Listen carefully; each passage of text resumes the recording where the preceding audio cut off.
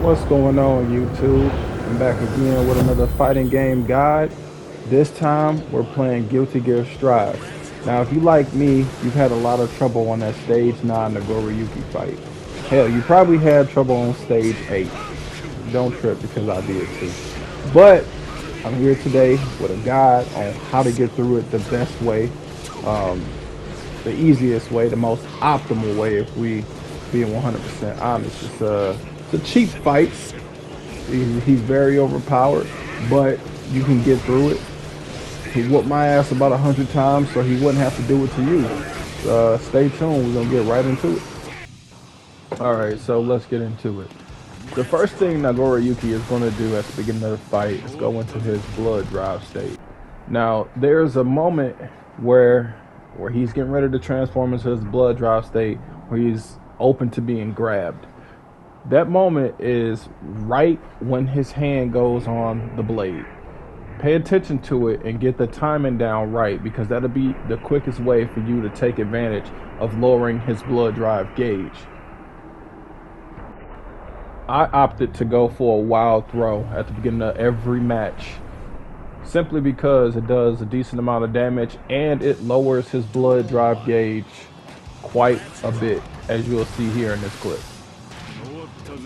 Another important thing to note in this boss fight is Nagoriyuki will never burst out of a combo. He will only burst to try to gain meter, so he will only go burst. You also don't want to be pressing buttons.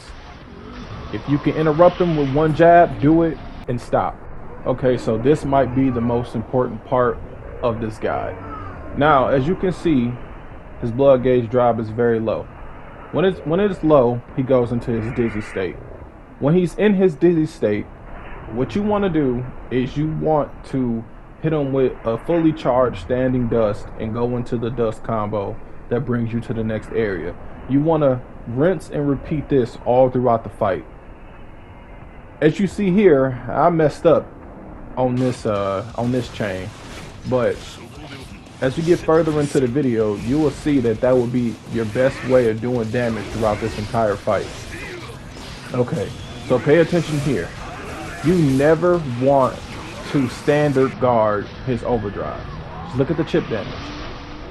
Every chance you get, make sure you faultless defense that.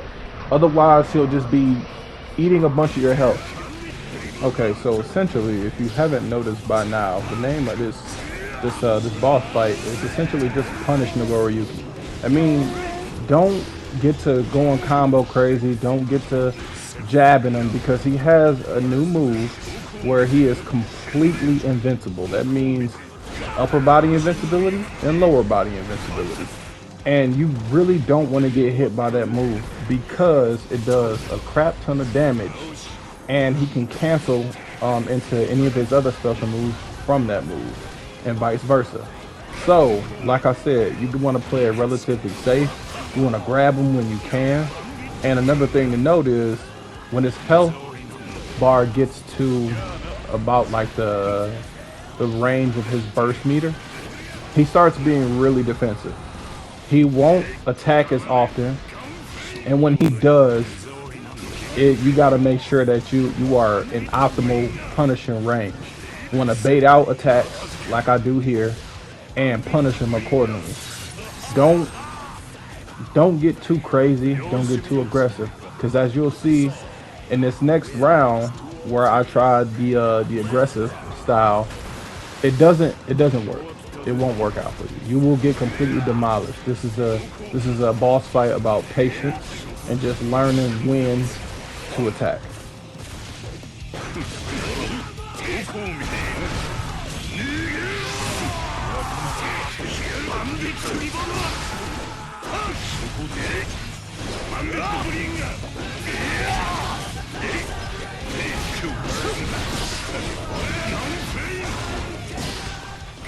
Alright guys, so let's put it all together for round 3. Remember, watch for his hand, grab him, do damage to his health and his blood drive. Bait out those attacks and get in with those throws. When he's dizzy, fully charged dust attack and go into your most optimal dust combo. rinse and repeat.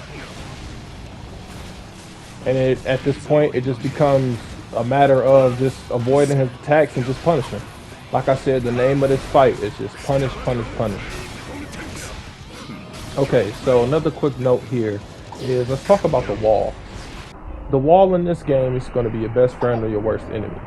In this situation here, I was able to let him slide off the wall, and he still had a low enough blood drive meter that when he landed, he was still dizzy, and I was able to get the dust combo off. If you can get a situation like that, go for it. Don't always break the wall when you can get more damage. You can get bonus damage by letting him slide off the wall. So just be mindful of that.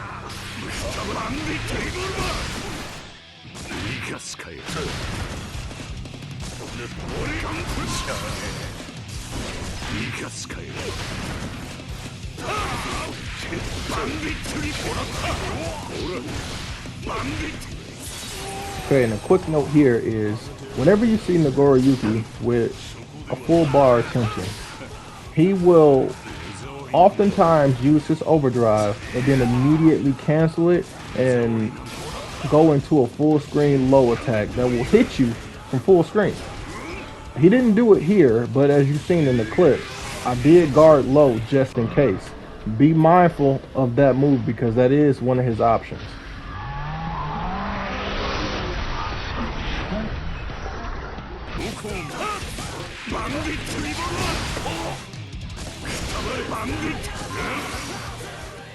Alright, so as you guys will see, ended up getting a little sloppy toward the end.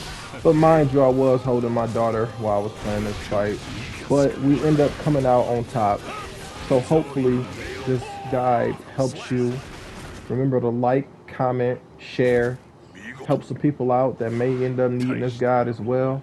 I appreciate all the good YouTube stuff. See y'all in the next video.